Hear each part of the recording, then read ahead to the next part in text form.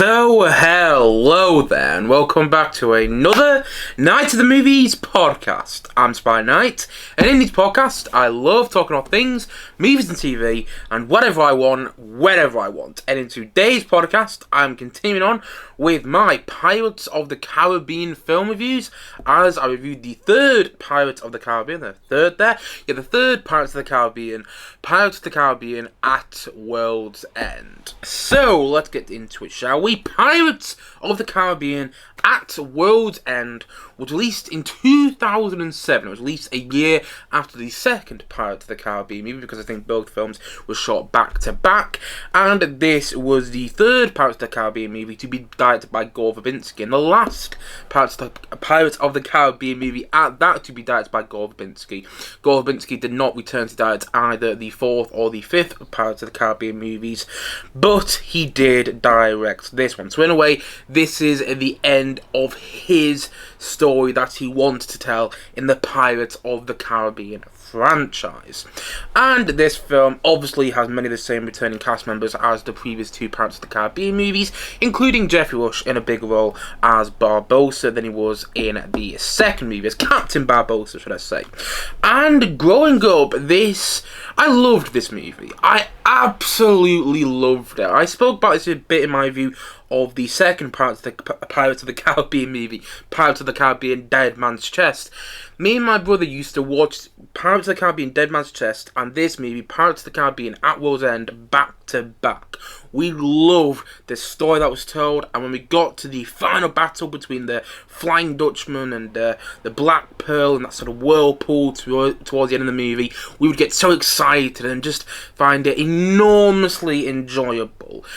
But over the years, since I used to love rewatching this movie, I spoke about this in my first Pirates of the Caribbean review. I started watching these films for about 10 years, properly. I'd seen bits of this film on TV, like I'd seen bits of the previous two Pirates of the Caribbean movies on TV as well, but I hadn't sat down to watch this film properly until last year, until one of my mates came around, and they said he hadn't seen any of the Pirates of the Caribbean movies, so on the first week, we showed him the first Pirates of the Caribbean movie. On the second week, we showed him the second Pirates of the Caribbean movie. And you guessed it, on the third week, we showed him this movie, the third Pirates of the Caribbean movie.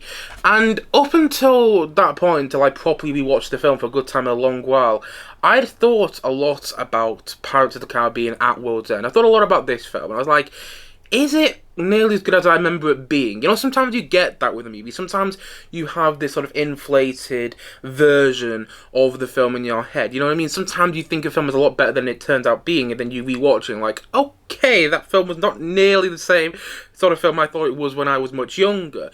And over that 10 years when I didn't really watch the Pirates of the Caribbean movies, I was thinking quite a bit about At World's End and thinking, is it actually as good as I remember it being? Or am I just remembering the big final battle at the end of this film?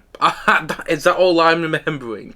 Am I just remembering the best parts? There's not just the final battle. There are some good other parts in there as well. Like Jack Sparrow's return, I always quite liked in this movie, where you see him in the Black Pearl coming over that sand dune. I always quite enjoyed that in the film. But was it just those parts? Was it just the best parts which were sticking out to me and made me think that I loved the film?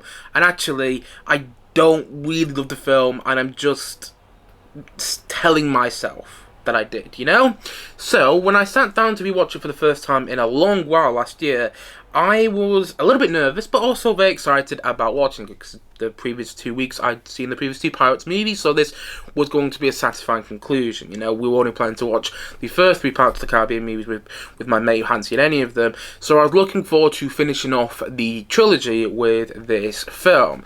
And when I rewatched it last year, I got about halfway through the film and I was thinking, okay, this feels a lot longer than the second film. It's got a lot of baggy sections, and it doesn't quite have that same feel and that same spirit as the first two Pirates of the Caribbean movies, in my opinion. It's just my opinion. If you disagree with me, that's fine. Everyone's got their own opinion on a movie, and that's what's great. That's why, you know, people do movie reviews on channels and whatnot. That's why people review movies and review TV shows. If everyone's had the same opinion about a movie and TV show, then there wouldn't be a point in what I'm doing today, and there wouldn't be a point in what most people are doing when it comes to reviewing films and TV shows. So you might disagree with me, and if you do, that's totally fine, but let's be fair about it. But yeah, going back into what I was saying, when I rewatched this film last year, it it didn't really click for me, and I felt that the film dragged more than it was exciting. I didn't feel it had that, like I said, the same spirit as the first two Pirates of the Caribbean movies. But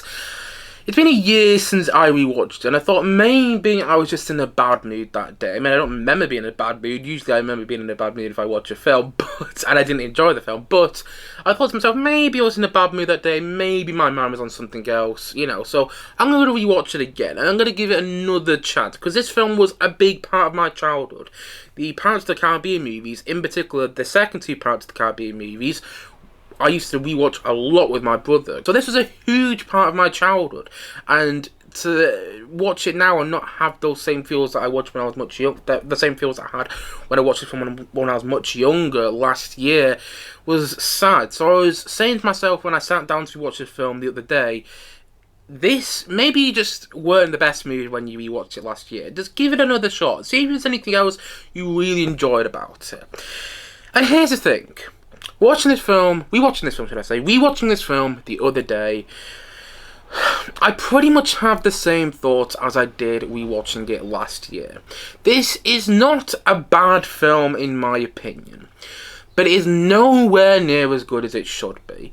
And I do think it falls short as the quote-unquote finale, because it isn't the finale, they made two more Pirates of the Caribbean movies after this movie, but it falls short of being the finale to the Pirates of the Caribbean franchise up to this point. The first three Pirates of the Caribbean movies are very much one story, particularly the second two Pirates of the Caribbean movies. And I think there's a lot of good parts of the second film which they could have expanded on in this film, but they kind of feel forgotten about. And what you get with this movie is something that is quite strange and feels like it's trying to be something else and doesn't fully succeed. When I think about the Pirates of the Caribbean movies now, at a much older age, it kind of feels like they were trying to have their own Lord of the Rings trilogy when it comes to these movies. And the Lord of the Rings trilogy is often regarded as one of the best trilogies of all time, and it was very influential on fantasy cinema, and obviously the Pirates of the Caribbean movies are fantasy cinema. And the Pirates of the Caribbean movies, well, the second two Pirates of the Caribbean movies, came out after the Lord of the Rings trilogy ended, and they actually share one of the actors of the Lord of the Rings trilogy, and Orlando Bloom, who plays Will Turner in these movies. He also plays Legolas in the Lord of the Rings films. But, yeah, it kind of feels like Gore Verbinski and the filmmakers behind this movie, it feels like when they came to this film, were trying to do their own version of Return of the King. You got the big, epic final battle in this film when all the characters come together and fight one another, like you do in the Battle of Minas Tirith towards the end. Well, not towards the end, but like you go with the Battle of Minas Tirith in Return of the King. You have, one of our main characters giving a speech just before the battle. In this movie, it's Elizabeth Swann giving a speech to all the pirates about how they need to save themselves, something like that. And in Return of the King, it's King Third, and just before the Battle of Minas Tirith, you've got all these storylines coming together, and it kind of feels like it's trying to be Return of the King. It wants to hit all those feels, have all those emotional moments. It wants to have its cake and eat it too. You know what I mean? It wants to be something that it's not. It's trying to do this whole end of the world thing. It's trying to say, okay, all the pirates are going to go extinct if all the pirates don't bind together and defeat the bad guys. That's what it's kind of doing in this film, and that's what Return of the King is doing. It's saying all the men of Middle-earth need to come together in order to defeat Sauron and the orcs before the end of the world. So it feels like it's trying to be Return of the King. But the thing is, Return of the King had two phenomenal movies that came before that film, and then Return of the King was also phenomenal. There's a reason Lord of the Rings trilogy is regarded as the best trilogy of all time, and they spoke about it a lot in my review that I did about a year or so ago now, wasn't it? But I did, I spoke about this quite a lot in my review of Return of the King. There's a reason the Lord of the Rings trilogy is often regarded as one of the best trilogies of all time, and I think it's because they stuck the landing so phenomenally in the third film, whilst with this movie they don't stick the landing phenomenally.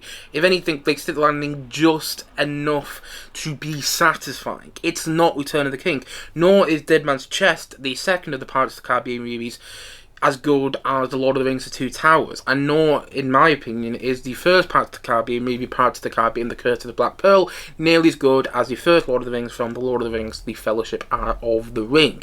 So it kind of feels with this trilogy, with the first three Pirates of the Caribbean movies, like they were trying to do their own Lord of the Rings, but it doesn't really work. And these films come across as more sort of popcorn flick adventure movies, which isn't necessarily a bad thing, but the Lord of the Rings films have so much going on in them. They're layered, you know, you really care about the characters. Whilst in this movie, whilst with the Pirates of the Caribbean trilogy, with the Pirates of the Caribbean franchise as a whole, should I say, you're really going to see what Jack Sparrow does, how he gets himself in all these sticky situations, how he gets out of all these sticky situations, and how he manages to outsmart everybody. And you want to see Jack Sparrow, you want to see all these epic action sequences, you want to see boats get blown to smithereens with cannons and everything like that. You want to see all the epic action stuff in the Pirates of the Caribbean franchise. You know, that's what you're kind of expecting.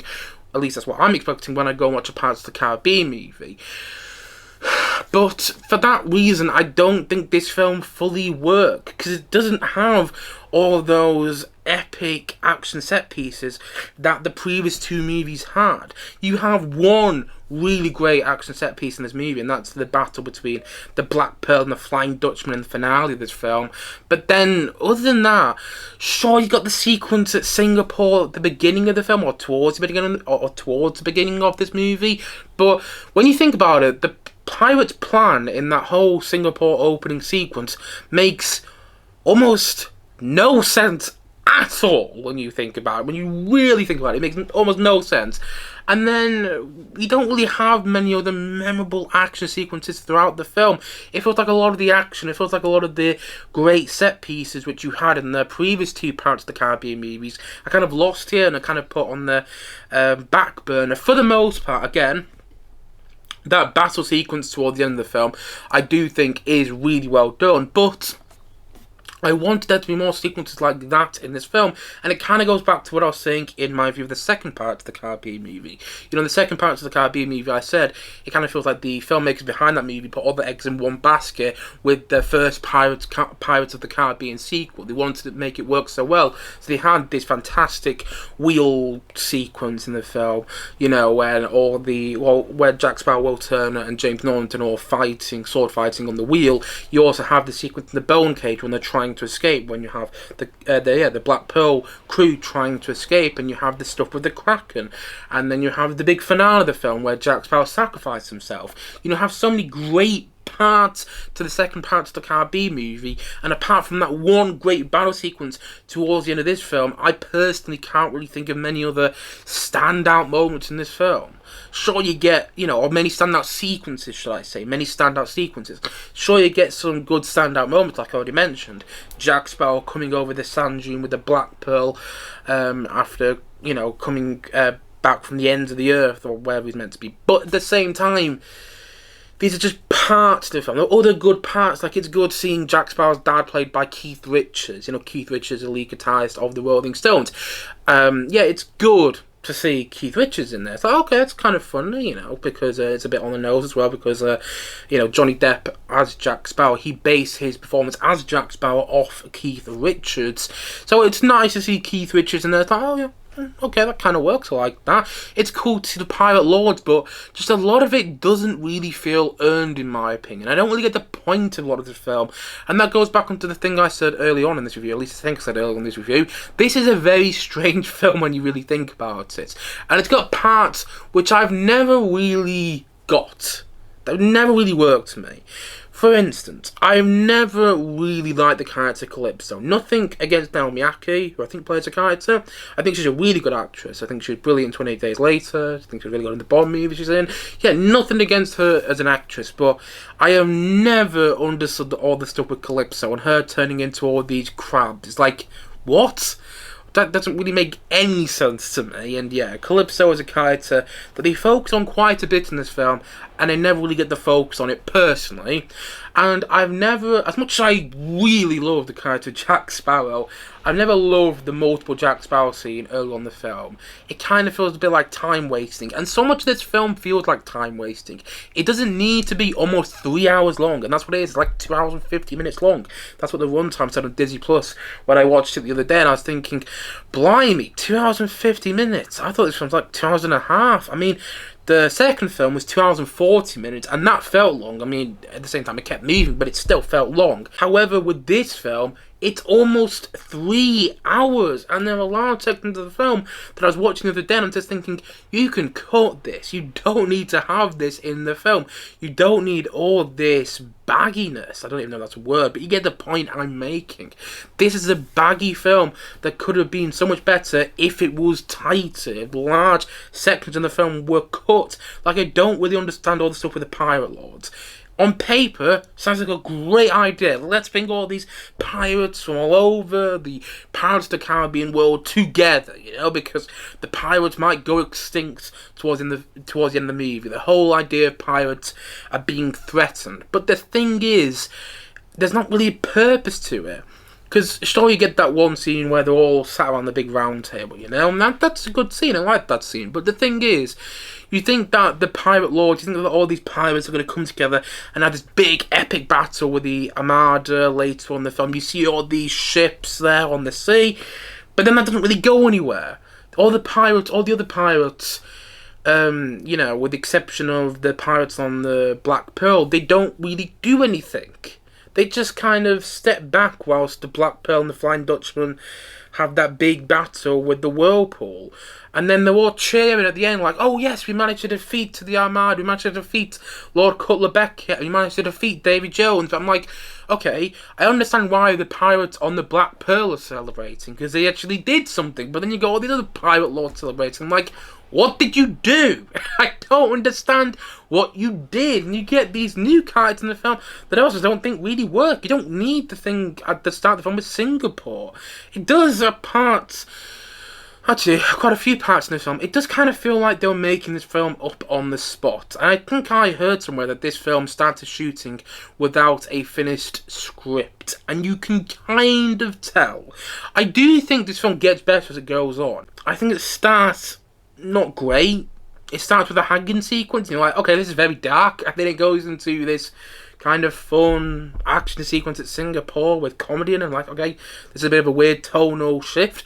But anyway, yeah, I do think the film is a bit shaky at the beginning, and I think it continues to be shaky up until Jack Sparrow's return. Then it gets a little bit better, then it gets a little bit shaky again, and you get into all this weird stuff with Calypso and Davy Jones and their relationship. And I do like how Davy Jones is, you see a different side to Davy Jones. You learn more about his past in this film. You get to see the human Davy Jones, which I do think works. And I'm not sure, but is that Bill Nye playing the human Davy Jones? It looked like him. I'm not sure if it was, because Bill Nye actually plays Davy Jones in motion capture technology when you look behind the scenes of this film. But anyway, get the point I'm making. Yeah, I do like how you get to see the human Davy Jones at one point in the film, and you know, that's kind of okay. And there's other stuff here and there which, well, it's not bad, but then it continues to be kind of shaky throughout up until like the third act of the film, when the battle takes place, and it's like, okay, then it starts to actually work. Then it all starts to come together. We see Jack Sparrow's plan come together, the plan which he's planned out from the beginning. I think that works towards the end of the film, from about the battle sequence onwards, and then you see Lord Cutler Beckett's death, and then all the stuff at the end with, you know, Will Turner, everyone's got the character's name there, Will Turner becoming the captain of the Flying Dutchman, and Jack Sparrow losing his ship again, Captain Barbossa guessing the Black Pearl. I think all that stuff towards the end of the film actually works quite well and feels like a proper Pirates of the Caribbean movie. But I also feel like there's so many parts of the film which just, you have so many great elements with this film, and it feels like you could have done so much more, and yet it feels like it's focusing on the wrong things. And, you know, like I said before, there's parts of the film which I've never really understood. Like the whole up is down sequence. Never got that. I'm watching the other day and I'm like, what? I don't really get that. And it's like, oh, only this sequence could work if there was a sunrise happening at that part in the film. So yeah, there are parts of the film which just don't work to me, and it does also feel like the filmmakers instantly regretted quote-unquote killing off Jack Sparrow, because he's not really killed off, is he, at the end of the second film, but it feels like they instantly regretted quote-unquote killing off Jack Sparrow at the end of the second film, because it feels like they're really rushing to get him back into the movie in this film, early on in this film. And I do feel that there are many problems with the movie. I don't feel it fully stands on its own 2 feet, and I do feel like it works better more as a conclusion to the first 3 Pirates of the Caribbean movies, which isn't necessarily a bad thing, but if you look at other third films in a trilogy like Return of the Jedi, Return of the King, if you look at other third films in a trilogy, often they work on their own 2 feet. You could watch the movie without having watched the previous 2 films, and they'd still have the same effect. Whilst if you just watched At World's End, having not seen the previous 2 Pirates movies that long before, I'm just not sure it would have the same effect for you. I'm not sure if it would work as well as, say, other third films in a trilogy, personally. That being said, there is still a lot to like in this film, in my opinion. Again, I'm not saying it's a bad movie. I do think that it has merit. I think this is a beautifully produced film. You know, the CGI in this film still looks tremendous. Like, every time David Jones on screen, I can't believe he looks as good as he still does. And, yeah, I think David Jones is just... I think it was a stroke of genius when it came to the second 2 Pirates of the Caribbean movies, and how they bring that character to life still astounds me. And yeah, that character works wonders in this film. And I do like seeing Keith Richards, like I already mentioned, as Jack Sparrow's father. It's a kind of in-joke there, which I do think works. And I also like how they develop on the character Will Turner, and they make him the captain of the Flying Dutchman. I think that works too. Plus, I love seeing Jack Sparrow back. I think this is a really good performance from Johnny Depp as Jack Sparrow again. Not quite as sharp as a performance as Jack Sparrow, in my opinion, as he was in the previous 2 movies, but he's still funny. And you still enjoy watching that character. And there are many good comedic moments with him in the film, like when he realises that no one went to actually go and save him at the end of the earth. They all wanted the Black Pearl back, and he says to, it's something like that, and he says to all these characters, did anyone actually come to save me because they missed me? And then a couple of the characters put their hands up, and he goes, I'm going over there with them. That scene makes me laugh quite a bit, and there are quite a few funny moments with Jack Sparrow in the film. It is a well shot film, as already mentioned. I like how it has. I like how it looks like it was shot on location quite a lot of the time. Because if this film was made nowadays, chances are they would just use blue screen and green screen to shoot a lot of it. And actually, I think shooting it on location brings this film to life more, and I do think, like I said, it's a very well shot film.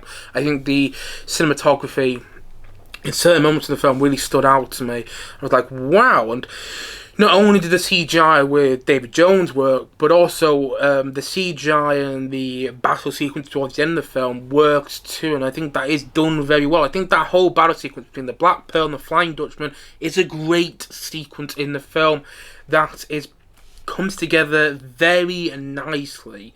I don't really like using that word nice one. I don't really like using the word nice when it comes to film reviews, but I do think it comes together very well. That's a better way of putting that. Very well. I like how you get the wedding scene between Elizabeth Swann and Will Turner in that sequence, and you got Barbossa officiating the wedding. I think that all works really great. And yeah, there are brilliant parts of the film. There are parts, well, not brilliant parts, but there are really good parts of the film which have always made me smile. And Hans Zimmer's score, I mean, Hans Zimmer is he's Hans Zimmer. You could give him the phone book and he'd probably make a great score out of it, you know? But the thing is, Hans Zimmer's score for this film, he really outdid himself. I wonder if he thought this was going to be the final Pirates of the Caribbean movie. I mean, I think a lot of people thought it was going to be the final Pirates of the Caribbean movie because it's got the word end in its title, At World's End. So I think a lot of people thought it was going to be the final part of the Caribbean movie, but of course it wasn't. 3 years later we had the 4th film, On Stranger's Tide. Let's talk about that better. I will be reviewing that in the forthcoming days, 2 weeks on this channel. But anyway, yeah, it feels like Hans Zimmer really went all out with the score for this film. I actually kind of like the score a bit more than the film itself. I think there are many great parts to the score. Some music that I'm going to single out here. I think the theme, One Day, is beautiful and really captures the romance of this film, and I also think the piece of music, I don't think now is the best time on the soundtrack to this film, is a like amazing piece of music that really brings all the music from the first two Pirates of the Caribbean movies together. There are many great parts of the score to this film, and I think Hans Zimmer did the best job scoring this film that he could have. You know, I don't think it's necessarily the best Pirates of the Caribbean score. My favourite Pirates of the Caribbean score is probably the score to the second Pirates of the Caribbean movie, Dead Man's Chest. But I do think this is a really good score that Hans Zimmer did the best job as he could have with the movie he was given. Because I don't think the movie he was given was the best Pirates of the Caribbean movie, but I do think he does the best job possible scoring it, if you follow my thinking. And again, the film has merits. I do think it has good parts to it, but I also think it's got a lot of underwhelming parts, and a lot of parts where I just think, oh, that felt like it could have gone somewhere, and it really didn't. For instance, the character of James Norrington, the character which you feel they're going to do something special with, something, they're actually going to take the character somewhere in the second film with the way his character is developed in the second film. But then in this film, it kind of feels like an afterthought. It kind of feels like they wrote the script and then went, oh, remember we still have James Norrington from the second film, what are we going to do with him? Oh, just get him to do this. He saves Elizabeth's spawn at one point, and that'll be it, you know. And it feels like maybe he could have come out as like one of the heroes at the end of this film. Maybe he could have actually realised that he needs to join the Black Pearl. That's the good thing he needs to do. And then when he does join the Black Pearl, he helps everyone defeat. He helps all the pirates on the Black Pearl defeat the pirates on the Flying Dutchman. But you don't really, that doesn't happen, and it feels like there's wasted potential. It feels like they could have done so much more with the character of James Norrington, and then they kill him off, and it's like, oh, that's a shame, because I really like that character in the first two films, and then in this film I almost forget he's in it. You know, whenever I rewatch, I'm like, oh yeah, he's still about, and then he dies in like the third scene he is in. And granted, he's not, I was about to say, no, he is one of the main characters in this franchise, though. When you look at all the promo images for the first part of the Caribbean movie, he's on those promo images. When you look at the second part of the Caribbean movie, he actually has one of the major roles in that film when you get to the big finale of that movie. But I was about to say, when it comes to this film, he's not one of the main characters, but actually, he is. And yet, he just feels like he's put on the back burner. It feels like an afterthought. It's like, really could have done something very unique with that character. Maybe he dies in an epic, sort of courageous way in the final battle towards the end of this film. But instead, he dies kind of courageously, saving Elizabeth Swann at one point in the film. But it's like, oh, is that it? Okay. I suppose it kind of works, but it doesn't work nearly as well as it should have. And rewatching this film the other day as well, I realised that Lord Cutler Beckett is kind of a wasted villain. I think he's kind of a wasted villain because I just think he's outshined by Davy Jones. So yeah, there are a lot of parts of this film which I think don't work. And I do think it gets better as it goes on. But it is a strange film. And I do think that its strangeness kind of gets in the way of it being enjoyable. You know, it doesn't have that same swashbuckling adventure feel that the previous two Pirates of the Caribbean movies have, in my opinion. I spoke quite a bit in my previous two Pirates of the Caribbean reviews about how much I love a good swashbuckling adventure. And I really feel those two movies encapsulate the swashbuckling adventure feel very well. And there are a couple of moments in this film I was like, okay, this feels like you're sort of treading on the swashbuckling adventure feel, but you're not really getting your foot into it. You know what I mean? You're not really getting into that feel. You're not really having the same feel as the previous two movies. And like I said, I do think the film gets better, and I do like the ending to this film. But I do feel the film itself is overlong. I don't feel it's quite. I don't think it's nearly as good. I don't think it's nearly as good as it should be, and I think it's got a lot of wasted potential, and it's underwhelming as a whole. It's satisfying, but it's not very satisfying, you know? It's not one of those films, it's not the third film in a trilogy. Yeah, it's not one of those third films in a trilogy which I want to return to time and time again. Like, say, you know, at the risk of sounding like a broken record, Return of the Jedi or Return of the King, which I'm third films in a trilogy, I will watch endlessly. With At World's End, I feel like it's the weakest of all of the first three Pirates of the Caribbean movies, and also shows the decline of the Pirates of the Caribbean franchise, shows the decline in quality of these movies, because the second film had a slight decline in quality from the first one, in my opinion. It's not as good as the first one, but it was still really enjoyable. It's a solid sequel, as I spoke about at length in my review of that film. But when it gets to this movie, it kind of feels like they're already running out of ideas. They don't quite know how to finish off this story, and I just, you know, I'm just trying to fill up time until they get to that big finale, which is well done and which they clearly spent a lot of time doing. But I wish there was a lot more to everything before that finale. I wish I felt more emotion in that finale.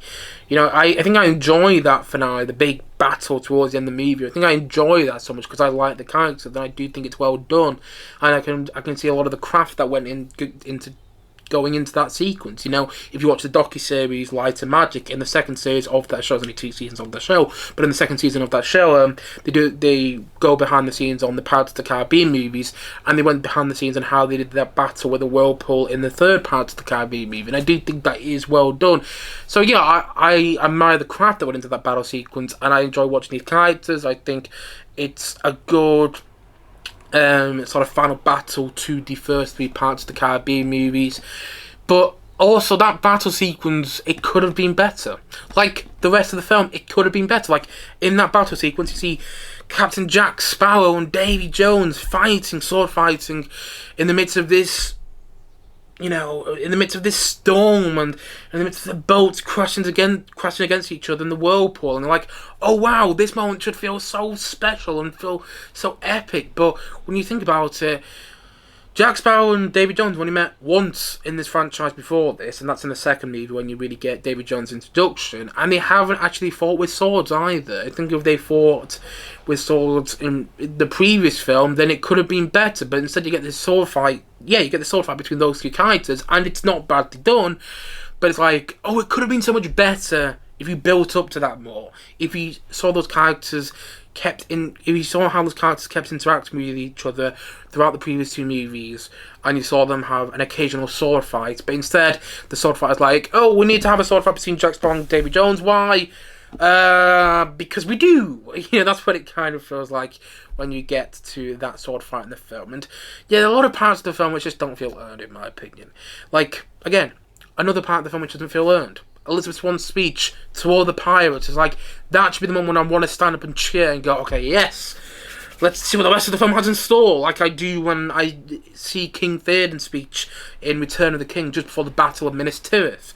But in this film, when Elizabeth Swann makes her speech to all the pirates, I'm like, okay, yeah. It's not a bad speech, but what are all the pirates going to do? Oh, that's right, nothing.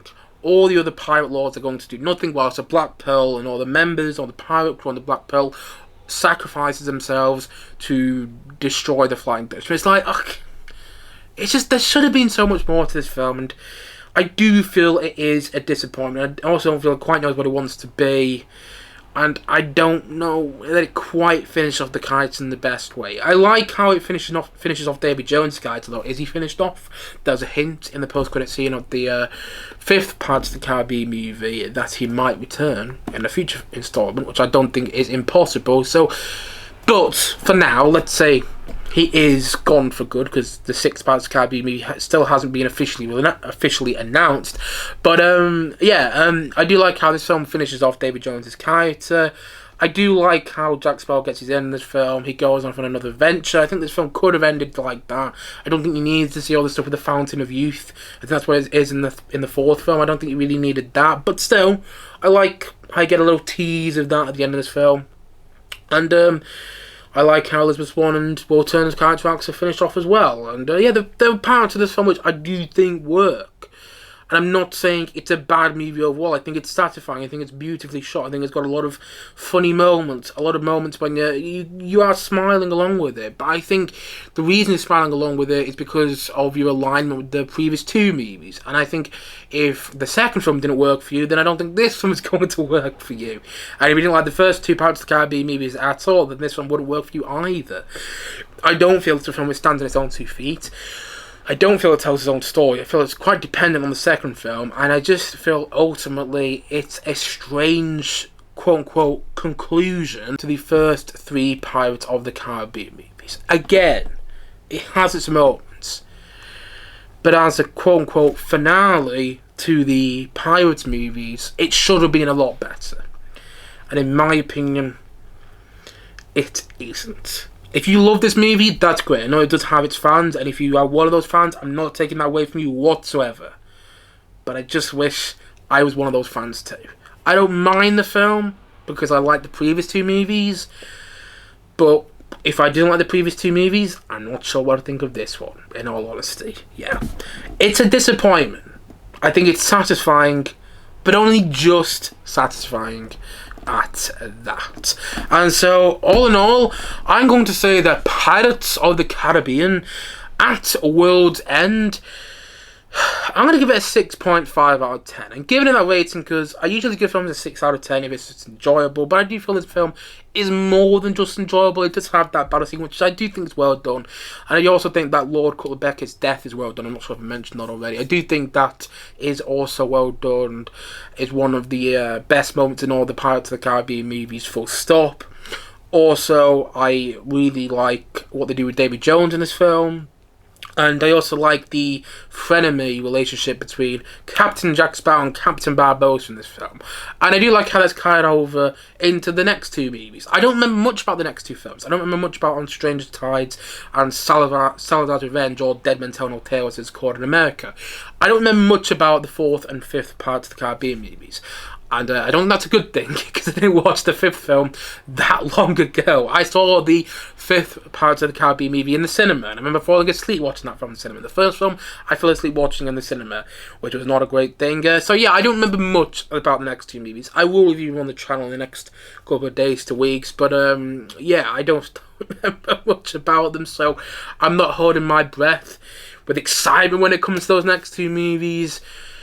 But this film, going back onto what I was saying, I do think it works as a sort of conclusion to this franchise, and I do think it should have ended here as well, because, like I said already, it's got the word "end" in the title of this film. It's called At World's End, so I do think it should have ended, you know, for the sake of sound like a broken record. I do think it should have ended with this film, and I'm a bit annoyed that it didn't. So yeah, that's another thing I don't love about this film, but again, it's got its moments, and you know, if you love this movie, that's great. I don't want to take that away from you at all. I really don't, but I just feel that this film doesn't really hit the mark. It has its moments. I also like the scene where Elizabeth Swann realises that her father's dead as she sees him on the boat with all the other dead people. Well, not, yeah, sees him with all the other dead people on their own boat. I do think that works also. But again, these are just parts of the film, and I just don't know if the film totally holds together. It kind of feels like Spider-Man 3 to me. Spider-Man 3, I don't think it's a bad film, but it kind of feels like a bunch of scenes put together that don't really have a coherent narrative structure. And that's what this film kind of feels like too. It feels like a bunch of scenes, some of which are really entertaining, put together, but that don't really have a narrative structure. Don't really make many moments feel earned, and don't really make for an exciting and truly adventurous watch. You know what I mean? It doesn't have that same adventure feel as the previous 2 movies. It feels like it tries to do the whole end of the world thing a little too quickly. It feels like this franchise jumped to that a bit too quickly. It feels like maybe the 5th film should have actually been the whole end of the world thing, and that this film should have been about something else. But instead, they go to the whole end of the world thing a little too quickly, and for that reason it also doesn't feel earned. And it just kind of feels like, I've already mentioned, in comparison to Spider-Man 3, a bunch of not too bad scenes put together, but without any true narrative structure that would make for an ultimately great and very satisfying watch. What you get is a film which is satisfying, but isn't great. It's okay. It's a strange film, and a little too strange of its own good, and a film which disappoints more than it surprises. It's got that really good. It's got I think the last third of the film works really well, but the first 2/3, I think, leave a lot to be desired, personally. And so, all in all, I think this is an okay film, and that is why I'm going to say once more that Pirates of the Caribbean at World's End is a 6.5 out of 10 from me.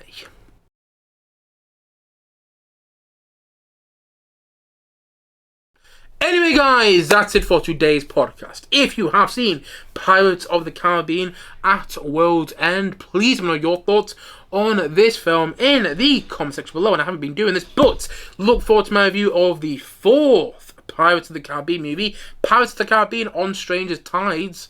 I think that's what it's called. It's just called On Stranger Tides or whatever. Look forward to my review of the 4th Pirates of the Caribbean movie coming very, very soon on this channel. But until then, guys, thank you as always for watching or listening to this podcast. And look forward to many more podcasts coming very, very soon on. Oh, yeah, and if you haven't yet, please link down below and like and subscribe on this podcast. As I almost forgot to mention, I look forward to many more podcasts coming very, very soon on this channel. As I've already said, thank you so much for watching or listening to this podcast.